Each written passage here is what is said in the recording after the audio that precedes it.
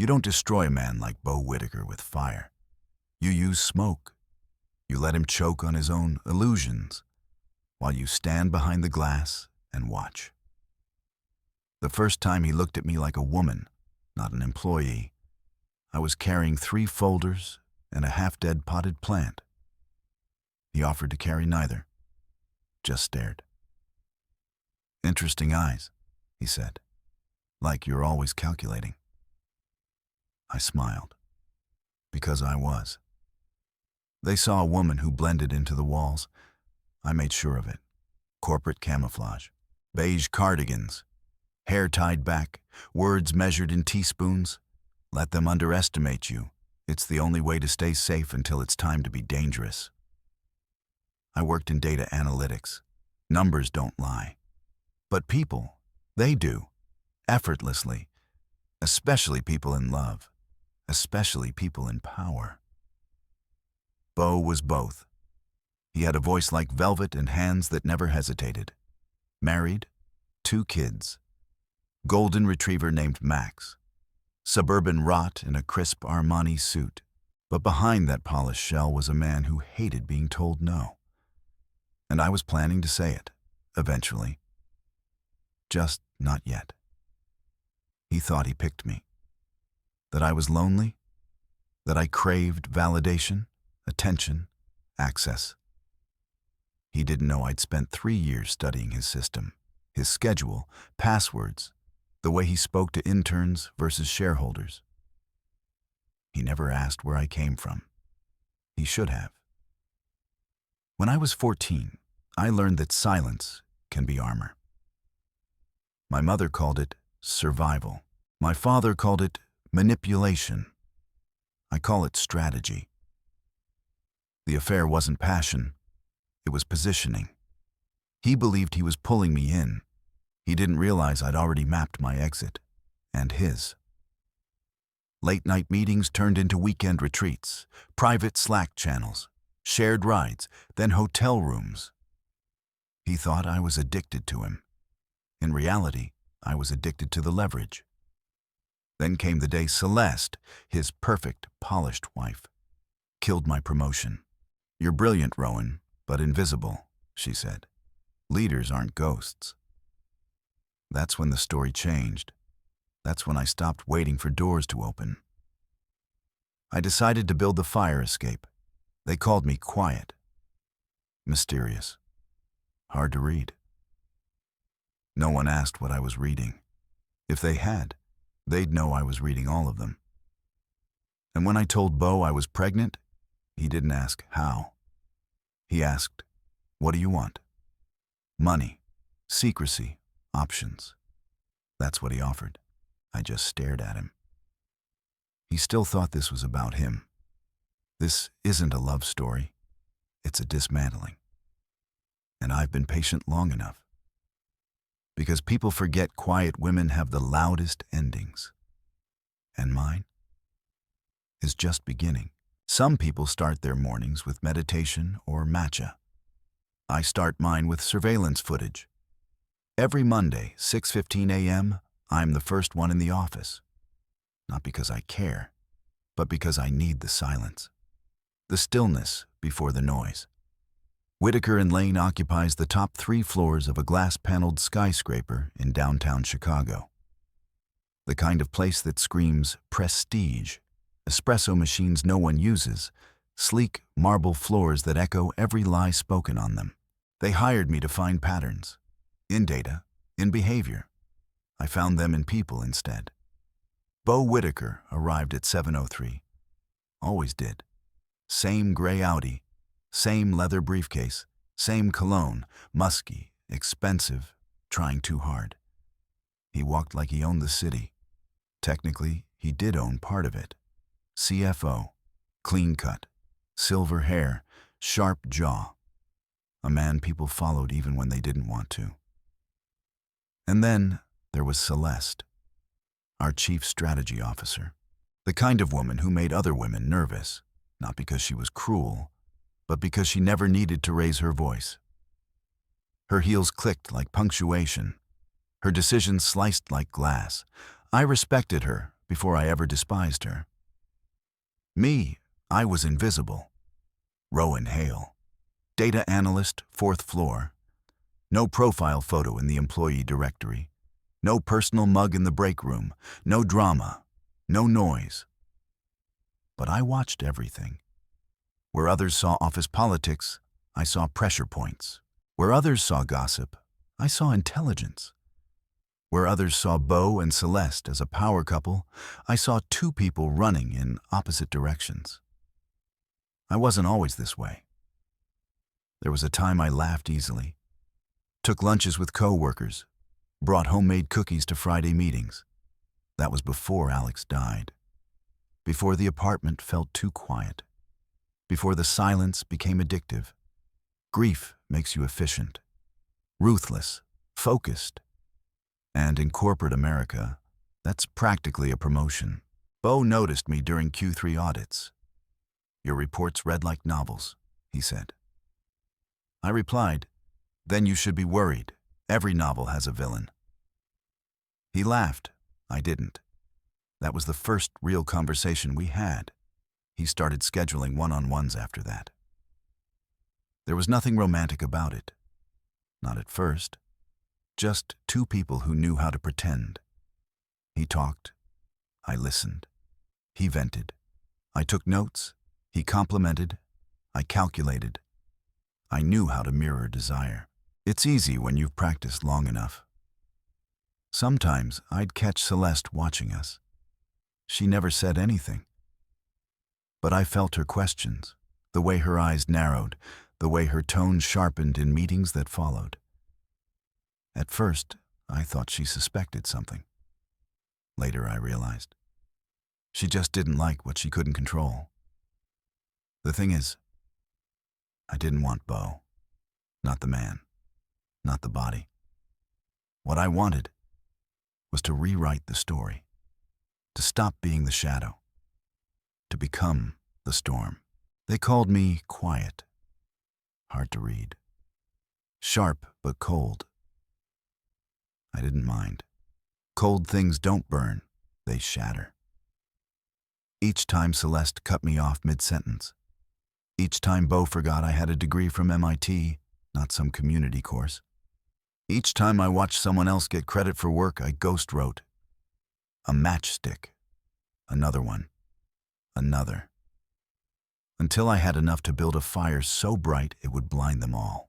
And while they were clinking glasses at rooftop parties and closing million-dollar deals, I was building a vault filled with receipts, recordings, risk.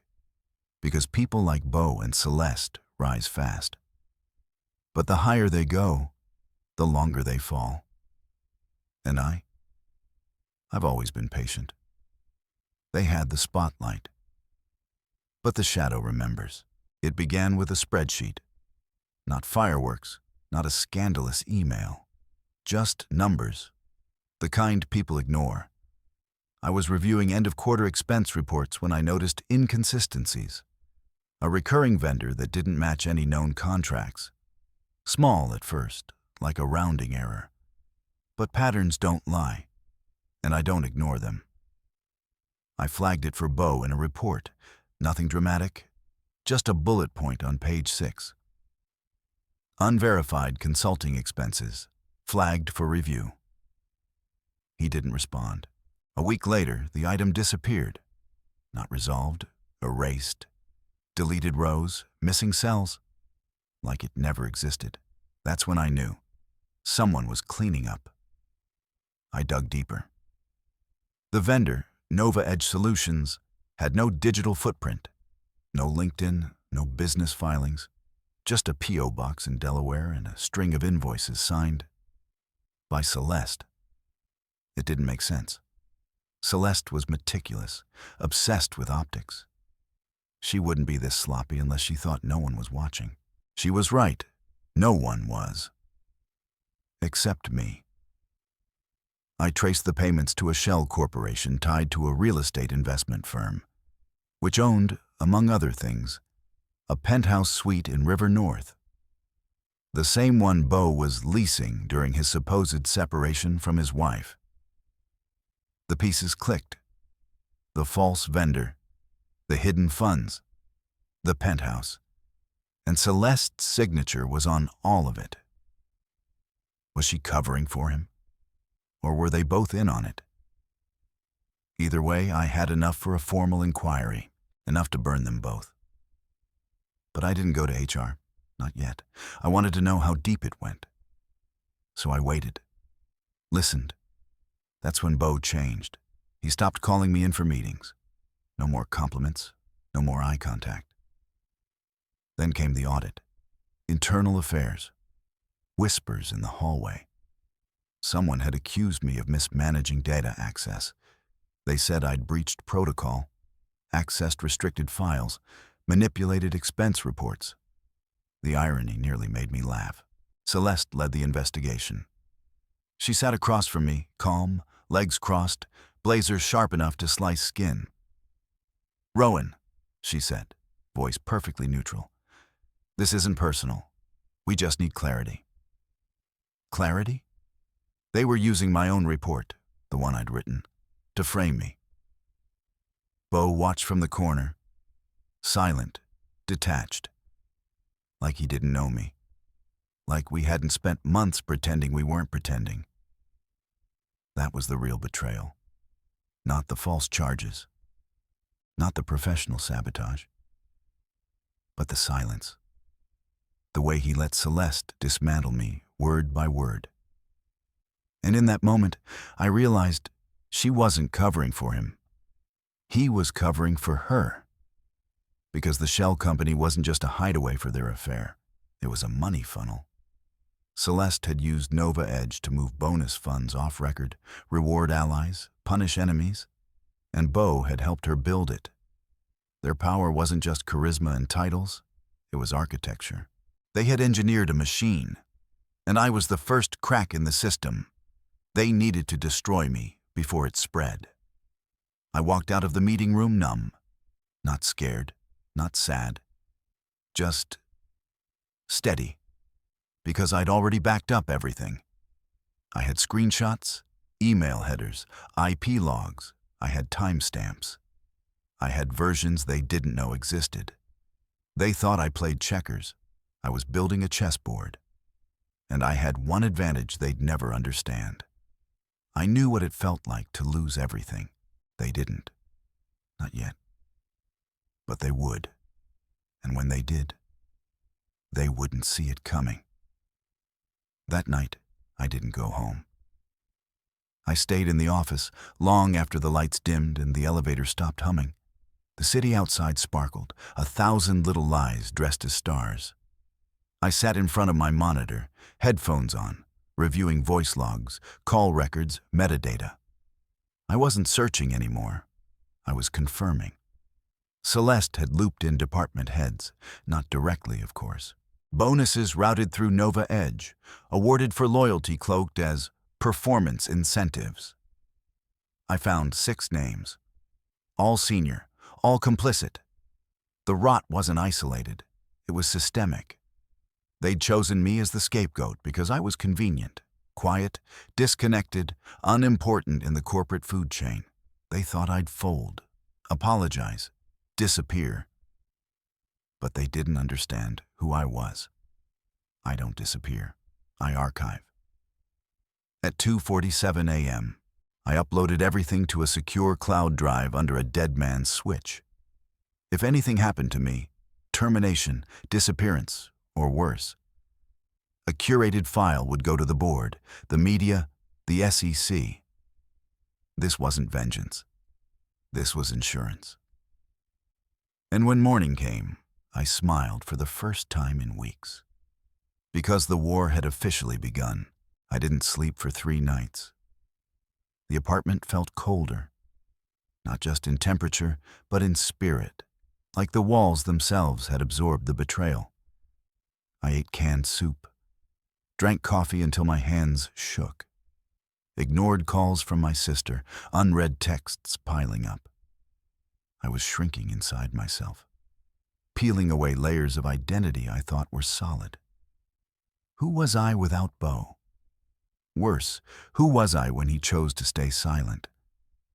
There was no dramatic collapse, no sobbing on the kitchen floor, just stillness, a vacuum of emotion, like someone had switched off the color in my life. But grief is never static. It mutates.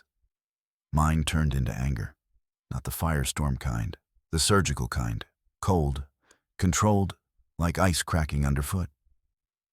I started running again, 5 miles before sunrise. Not for health, for clarity, to bleed out the noise.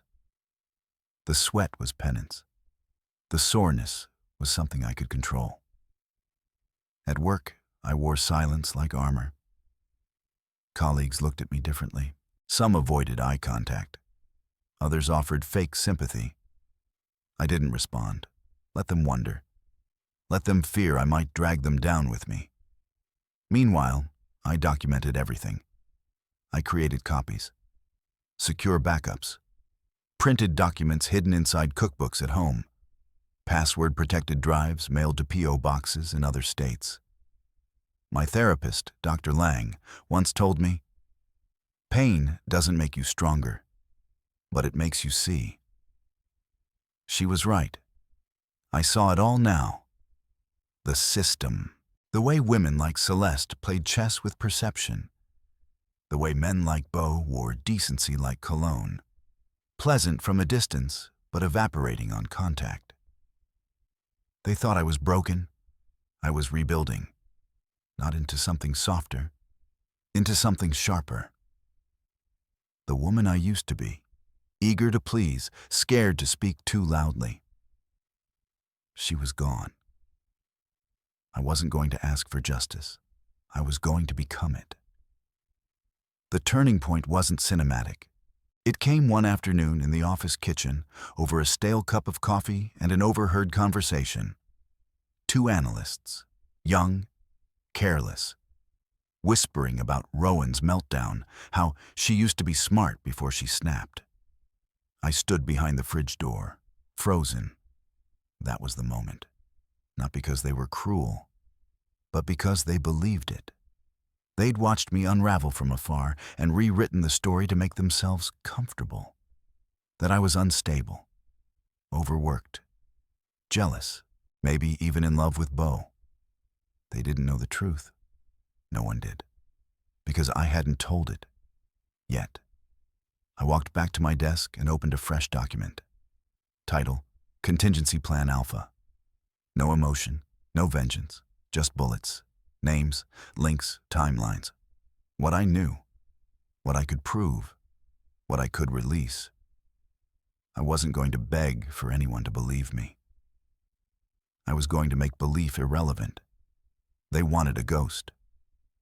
I would give them a phantom they couldn't outrun. At night, I practiced smiling in the mirror. I rehearsed being underestimated. It was easy. I'd had years of training.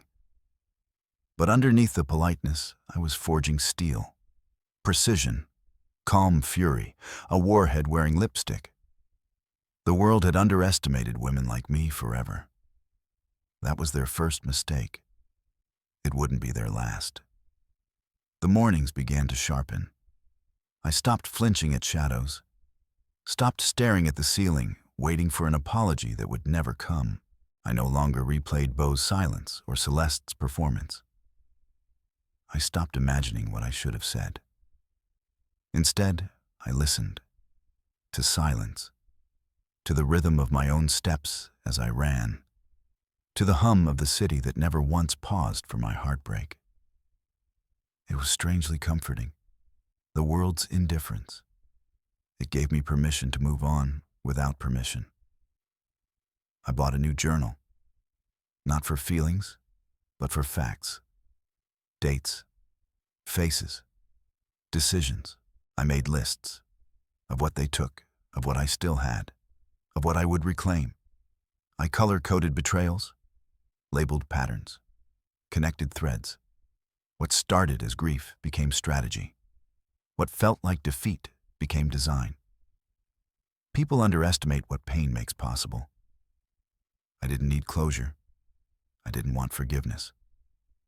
What I wanted was clarity. And I had it now, in terrifying detail. Every meeting I walked into, I let them believe I was healed.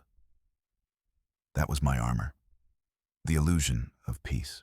I smiled at Celeste in the elevator. I thanked Beau in group emails. I never raised my voice, never raised a hand, because the sharpest blade is the one you never see until it's already done its work. And I wasn't done yet. Not even close. Revenge isn't just an act. It's architecture. Mine began with 3 questions.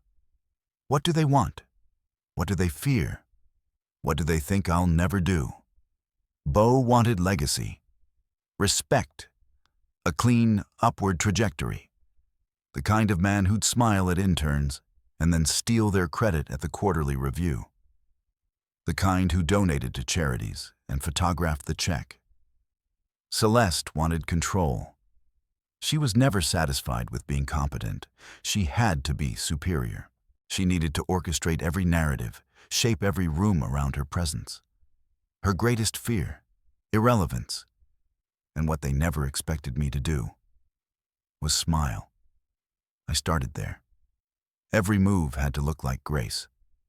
I returned to work on a Tuesday. No fanfare, no announcement. Just a calm nod in the hallway. A neutral good morning to Beau. A silent, direct stare at Celeste in the meeting room. I wore navy. Not black, too funereal. Not white, too innocent. Navy was precision. The first 2 weeks were observation. Who were their allies? Who were their opportunists?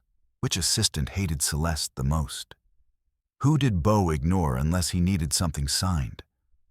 I hosted coffee catch-ups. Not with friends, with gossips. I asked about their weekends, their families, their frustrations. I became the woman who listened, the woman who nodded, the woman who remembered. Behind the scenes, I opened 3 encrypted drives. One for financials, one for HR violations, one for psychological profiles. I wasn't gathering data, I was curating leverage. Then came phase 2, erosion. I floated ideas in meetings that subtly contradicted Celeste. Polite, passive, but the data always backed me. Soon, analysts began referencing my points instead of hers. She tightened, smiled less, interrupted more. I let her. Beau was trickier. He had instincts, not intelligence. I used his need to appear benevolent. I offered to lead a volunteer project under his name, praised him in board updates, positioned him as a mentor. The more I built him up, the more careless he became. He invited me to drinks again, smiled longer, called me Ro in front of others. I let him. At home, my walls became a map. Strings, pins, photographs, printouts. I tracked their meetings, their moods, their slip-ups, every offhand comment, every mistake that didn't look like one at the time. Celeste once snapped at a junior associate for mixing up a spreadsheet version. I made sure the mistake happened again. But this time, during a live client presentation. The fallout was minor, but her voice cracked. Her reputation took a sliver of damage, just enough to make her overcorrect. Beau once approved a vendor contract without reading the fine print. I nudged legal to double-check something minor. They found a clause that cost the company $42,000 in redundant fees. He blamed procurement, but leadership noticed.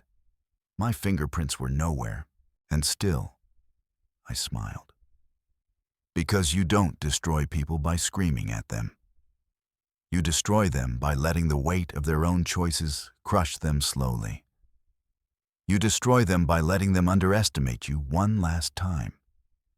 Celeste began spiraling before she even knew she was falling. She launched unnecessary initiatives, claimed credit for things she hadn't touched, micromanaged the wrong people and alienated the right ones. I just kept handing her rope, and she kept tying her own knots. The interns stopped inviting her to brainstorming lunches. The analysts stopped looping her into late-night number crunches. One executive casually referred to her as overextended. She smiled too wide during team photos, spoke too long in boardrooms. She could feel it slipping, and that made her desperate. Beau, meanwhile, became increasingly arrogant. He assumed my silence meant loyalty or guilt. He invited me to dinner again, booked a private table, told me about a major acquisition he was planning. I wore red. I let him speak for most of the night. About how these things happen, about chemistry, about you and I always having something different. He never once apologized. I nodded. I smiled. I reached for the wine and said, "You know what I've always admired about you, Beau?" His eyes lit up. "What?" "You make it so easy to know exactly who you are." He laughed, but I didn't. Phase 3 began the next morning. I printed emails, collected HR complaints, recorded one particularly violent outburst Celeste had behind closed doors, not with me, but with a temp, the kind of outburst that doesn't get forgotten. I also started planting seeds, carefully. During coffee chats, I expressed concerns about Beau's ethics, about contracts that weren't triple-checked. I never accused. I simply asked questions. That was always enough. I made an anonymous tip to legal, then another to compliance. I dropped a flash drive into the head of compliance's inbox. No note, no sender. It contained 6 months of meeting recordings, all legal, all damning. Celeste broke first.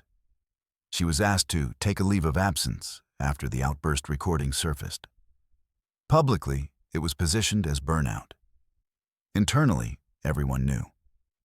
She cleaned out her office in 1 hour. I offered to help carry boxes. She declined. Beau tried to play it cool, told people he supported her, told me I was next in line for her role. He didn't know his own file was already on someone's desk. He didn't know that the board had started watching him, that his own assistant, tired of being used and ignored, had been feeding me documents for weeks. And I showed up early. I stayed late. I made decisions that saved the company money. I got thank you notes. I got results. I got noticed. When the investigation committee requested a private meeting with me, I wore gray. Neutral, professional, a shade that didn't threaten, didn't mourn, didn't celebrate. I brought notes, organized, concise. I answered questions with poise. When asked about Beau's conduct, I didn't gloat. I sighed like someone finally releasing the weight of silence. I never asked for a promotion. I never had to. The board suspended Beau pending further review. He was given time to reflect. Translation, don't come back. He called me that night, twice. I didn't pick up. His third attempt came in the form of a long text. "I'm sorry if things went too far. I never meant to hurt you. You were always more capable than anyone else." I read it 3 times, then deleted it. Apology was the final currency of the guilty. I stepped into Celeste's old office the following week. The nameplate was gone. The air smelled like citrus wipes and endings. I didn't change the furniture. I didn't bring in photos or flowers. I sat down, opened my laptop, and got to work, but not before one small thing. I opened the drawer, removed a manila envelope. Inside, a single printed photo. Beau, Celeste, champagne, her hand on his thigh, his lips close to her ear, dated 6 months ago. I slid it into the shredder. I didn't need souvenirs. My revenge wasn't about spectacle. It wasn't about screaming or slapping or setting the building on fire. It was about silence, precision, patience. It was about making sure they lost the things they thought they controlled: their reputation, their leverage, their comfort. It was about showing the company who I truly was. Someone they overlooked, underestimated, and then needed. At the next quarterly meeting, I stood on the stage. Projected behind me, the words, "Rebuild, refocus, rise." People clapped. Beau wasn't there. Celeste was a headline. Top executive resigns amid workplace allegations. And me? I was the woman in the navy dress, clicking to the next slide. Eyes steady, voice clear, smile calm. Because nothing tastes sweeter than the meal they fed you, served back cold, precise, and garnished with silence. Revenge is not a single act. It's the final note in a symphony they didn't know I was composing. And now, it was time for the crescendo. It started with the gala, an annual corporate spectacle. Flashy donors, shimmering gowns, champagne that tasted like old power, and fake smiles. Everyone would be there. The board, the press, potential partners. And Beau. He wouldn't be able to resist a public reappearance, not after weeks of personal leave and rumors swirling like vultures above a corpse. I booked a table under a new project name: Nova Initiative. Clean, modern, purpose-driven. A fictional arm of our community outreach. I sent out invitations to select board members and external PR agencies. Then I sent one to Beau, from a fake assistant. Rowan Hale would like to extend a personal invitation to reconnect over the future of the firm. He replied in 13 minutes. "I'll be there. Looking forward to it." B. Of course he would. I wore white, not soft white. Ice white. Structured shoulders, a neckline sharp enough to cut glass. My hair pinned back. Diamond studs that weren't mine. Borrowed from the firm's stylist, who'd once told me, "You should be the face of this company." The moment I walked in, eyes turned. Some recognized me, some didn't. But all of them looked. Beau arrived late, of course. Always in love with his own entrance. He wore navy and that insufferable smirk, the one he used when he thought he still mattered. He approached slowly, drink in hand. "Rowan," he said, voice low. "You look important," I finished. "Yes, I know." His smile twitched. "I wasn't sure if you'd actually invite me." "I didn't," I said, turning to clink glasses with a board member beside me. Beau blinked, laughed like it was a joke. But I didn't laugh back. I walked away, not rudely, just efficiently. The real game began an hour in. As the speeches kicked off, I took the stage briefly to introduce the Nova Initiative. I spoke about transparency, about accountability, about rooting out decay to let something new grow. All while Beau sat 3 rows from the front, smile frozen. I looked directly at him during the final line. And sometimes, real leadership isn't about being the loudest in the room. It's about being the last one standing. Applause. He didn't clap. After the gala, I knew what would happen. The story was already moving. The firm's head of PR had received the compliance documents. An internal audit was scheduled. Beau's assistant had formally filed a grievance, backed by my quiet encouragement and a network of witnesses I had cultivated for months. By Monday, Beau's resignation hit the wire, framed as a desire to explore new ventures. By Tuesday, Celeste's private consulting firm lost 2 major contracts. Both clients had received anonymous tip-offs about her leadership style. By Wednesday, I got flowers from the chairman. No note, just irises. They used to be Celeste's favorite. By the end of the week, the silence was louder than any scandal. No press statement, no apology. Just the sound of offices being quietly cleared, names removed from email chains, and new titles appearing beside mine. Rowan Hale, Interim Director of Strategy. Not permanent. Not yet. But enough.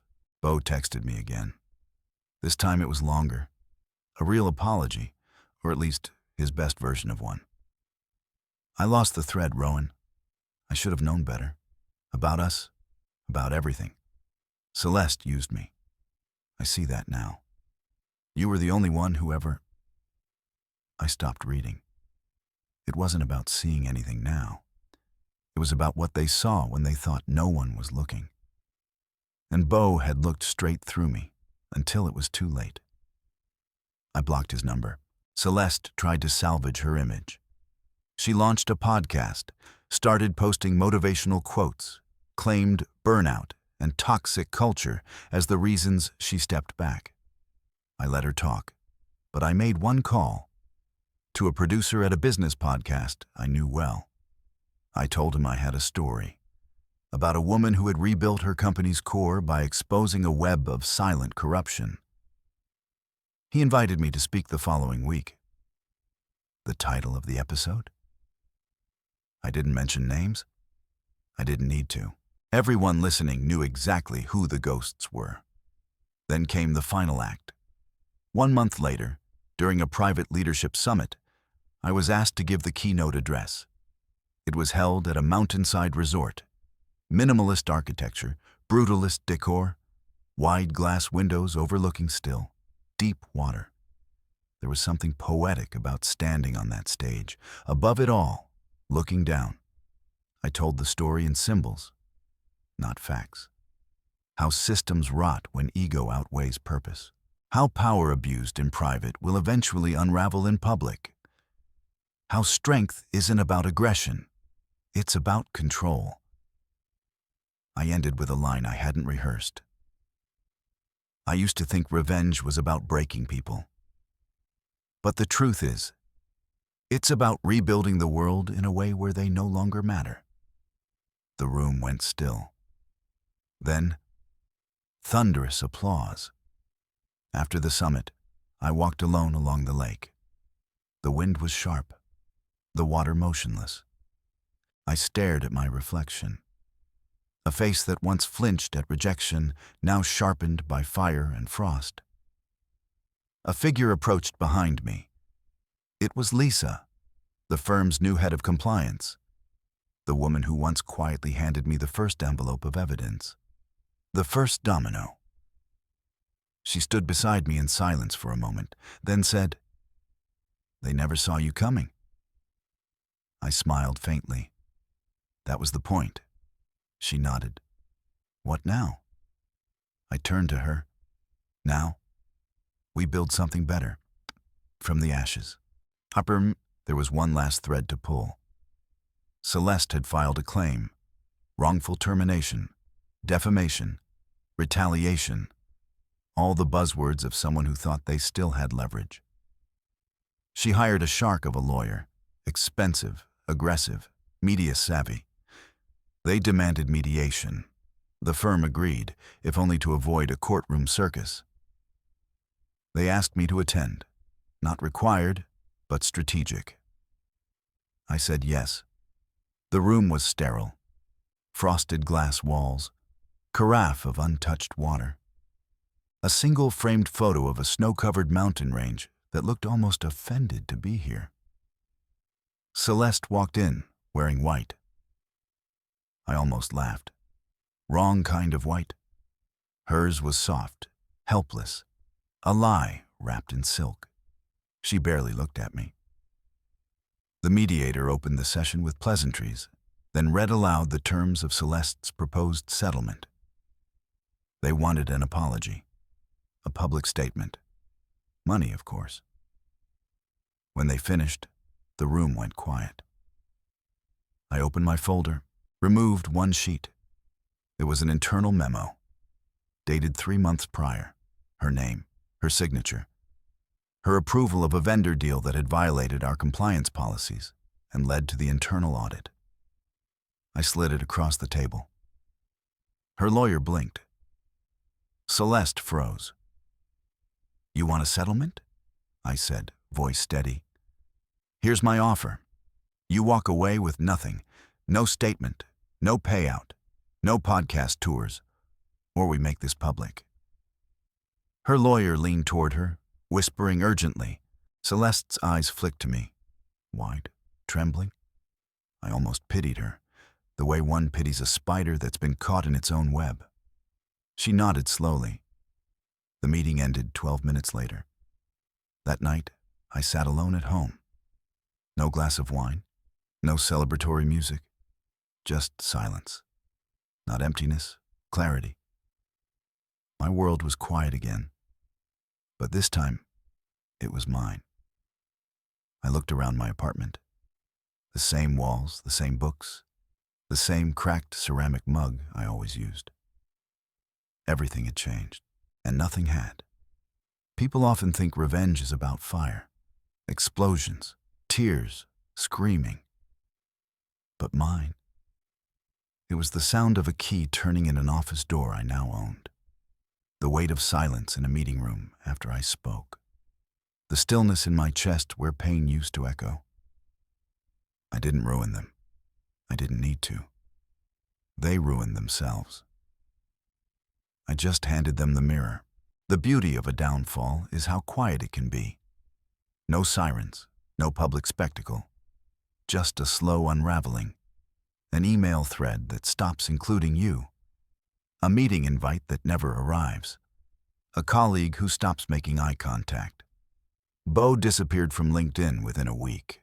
Instagram, too, wiped clean. No more rooftop cocktails, no more motivational captions about grind culture and hustle. His name floated on job boards like a ghost. Consultant, open to work. Which, in corporate speak, means no one's calling. Lisa kept me updated now and then, not because I asked, just because she knew. He applied to 3 fintech startups, she said one day, voice casual. None of them responded. I didn't ask how she knew. Lisa had her ways. Quiet, meticulous, devastatingly effective. Words out, she added. No one wants to hire someone whose ego tanked an entire department. I didn't reply. Just sipped my coffee. It wasn't satisfaction, not really. It was more like confirmation. Beau had spent years walking into rooms like he owned the air, smirking through meetings, charming interns, stepping on junior analysts like floor tiles. But once people realized he wasn't bulletproof, they stopped pretending he was even necessary. Celeste, on the other hand, fell harder and faster. She tried to rebrand, started her own consultancy, launched a website with soft beige tones and sharp taglines like redesigning culture, restoring vision, realigning power. The site crashed within weeks, not because of traffic, but because no one cared enough to visit. Her first client backed out, then her second ghosted. Soon she pivoted. Now she was a life strategist. Filming reels in parked cars, talking to the camera about divine feminine energy and how the universe removes people for your protection. I watched one video. Once. She ended it by saying, "You are not your past." And for a split second, I almost believed she meant it. But then I remembered. Celeste didn't believe in accountability, only in spin. There were whispers, too, that her name was blacklisted from a few executive networking groups, that she was seen crying in the parking lot of an old investor's firm, that she still carried a leather portfolio to meetings. But now, no one asked to see it. She once told me, "Women like me can't win by playing nice." Turns out, women like her don't win by cheating either. I didn't gloat, didn't celebrate, didn't even smile. Instead, I archived a folder on my desktop. Operation Ember. Locked it, encrypted it, filed it under closed. not because I wanted to forget, but because I no longer needed to remember. Sometimes I wondered if they ever thought of me, not in the dramatic, obsessed sense, but in the quiet moments, when the room was too still, when no one texted back, when success didn't return their calls. I wondered if Beau remembered the way he used to clap me on the shoulder, that fake laugh swagger saying, "This quarter's mine, Rowan. Try to keep up." I wondered if Celeste ever revisited those memos, the ones she forged, the emails she altered, and thought, was it worth it? Probably not. People like them rarely look back until they're forced to. I passed Celeste once in a grocery store. She didn't see me. She stood in the frozen aisle, staring blankly at a pack of peas, phone clutched too tightly in her hand. Her hair was pulled into a loose bun, her heels replaced by sneakers. She looked smaller. Not just physically, her presence had shrunk, like she didn't take up space anymore, like the world had dimmed its spotlight. And for the first time since it all began, I felt nothing. Not anger, not revenge. Just release. Beau's name popped up again in a headline. Not scandalous, not newsworthy. Former Hale and Bray executive to launch consulting podcast.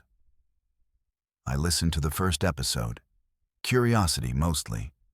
He rambled about resilience, about failure being a setup for growth, about how true leaders evolve.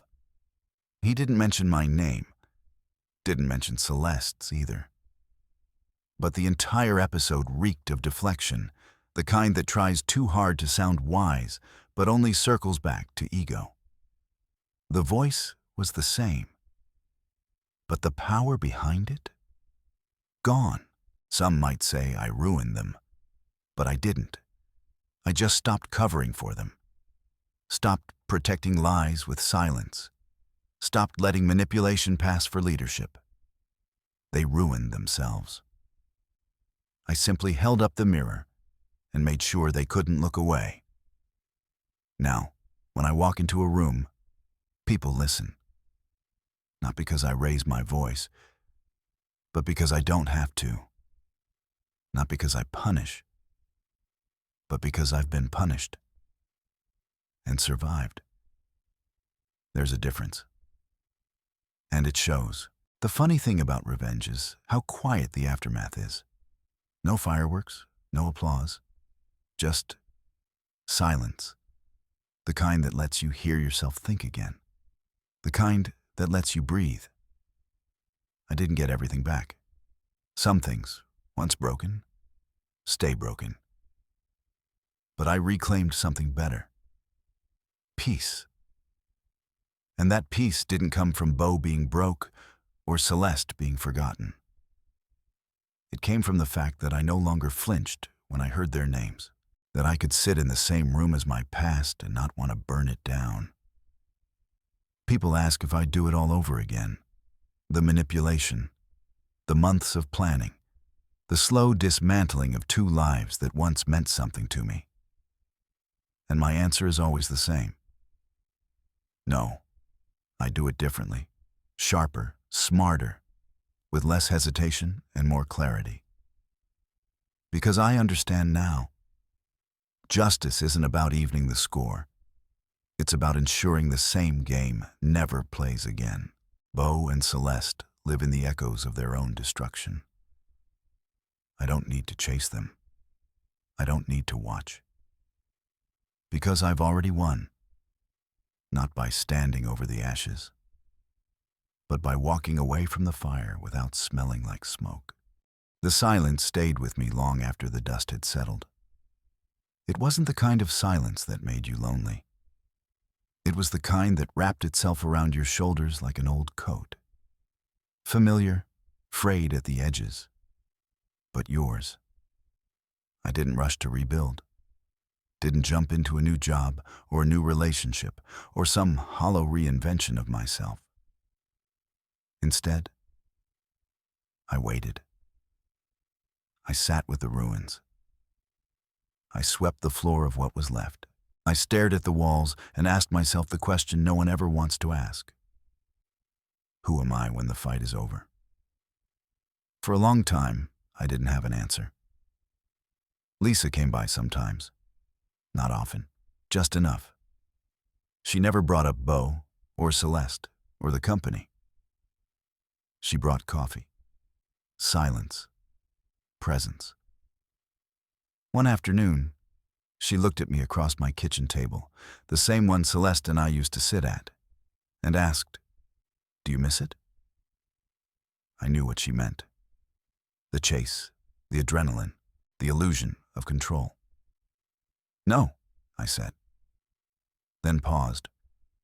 "But I miss who I thought I was back then. That version of me, the man who believed people were mostly good, that loyalty meant something, that you could build a future on shared ambition and late-night strategy calls." He died somewhere between their betrayal and my revenge. And maybe that was necessary. I started running again. Not far, not fast. But it felt good. The rhythm of my breath syncing with the pavement. I'd forgotten how much clarity came with motion. Each morning, I'd pass the same corner bookstore. One day, I walked in, bought a journal, not because I needed to document anything, but because there were thoughts now that didn't fit inside a memo, or a strategy deck, or a spreadsheet. Thoughts about loss, about reinvention, about the spaces between people, and how fragile trust really is. One night, I wrote something that stayed with me.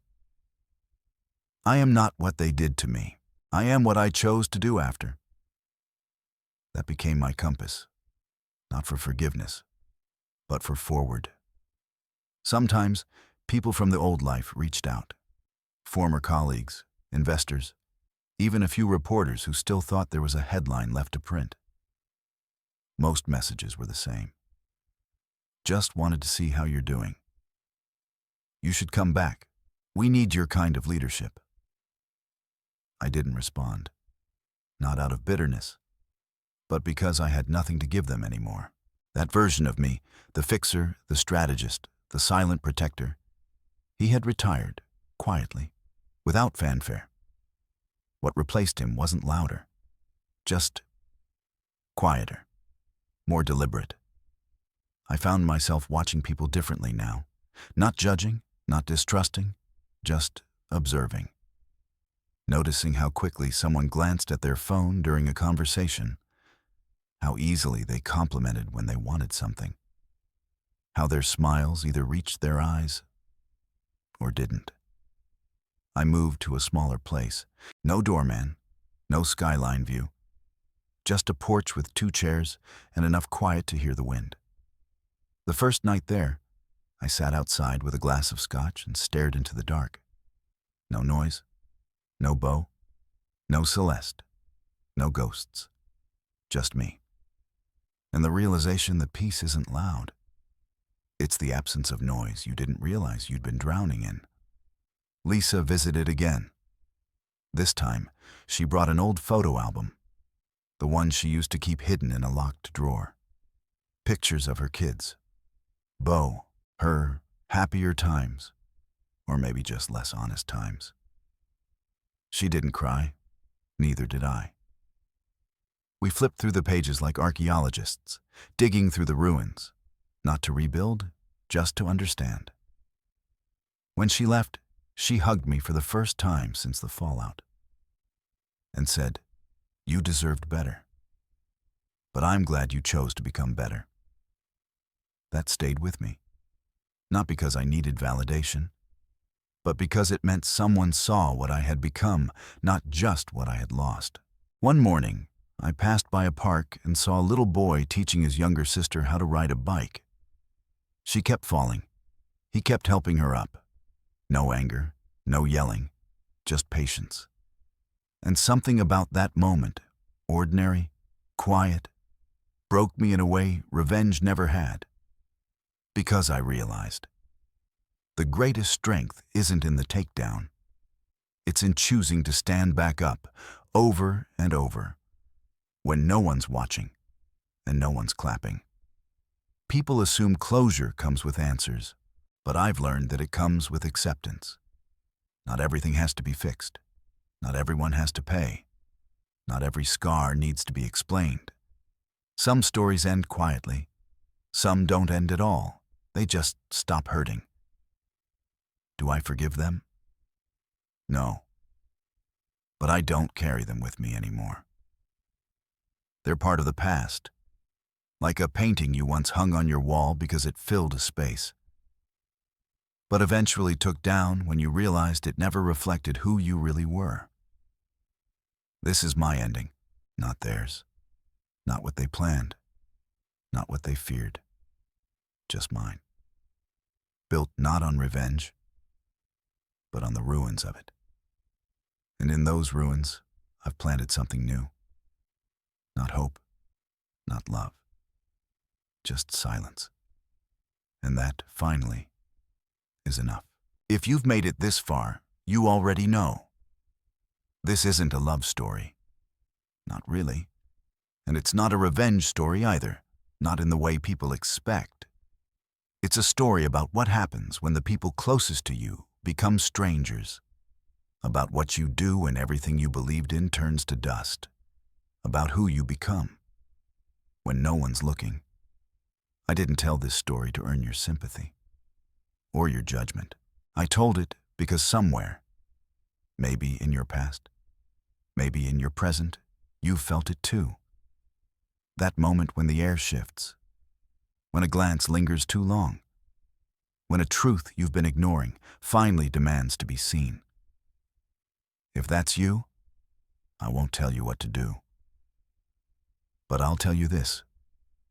You don't owe anyone your silence. Not your partner, not your boss, not your past. Your peace is not negotiable. Your clarity is not optional. Your story is not over. And if you're standing at the edge, wondering if you're crazy, you're not. You're awake. So walk through the fire if you must. But walk through it with your eyes open, with your spine straight, with your name intact, not to destroy what hurt you, but to become someone it can't ever touch again. This was my reckoning. Now go find yours.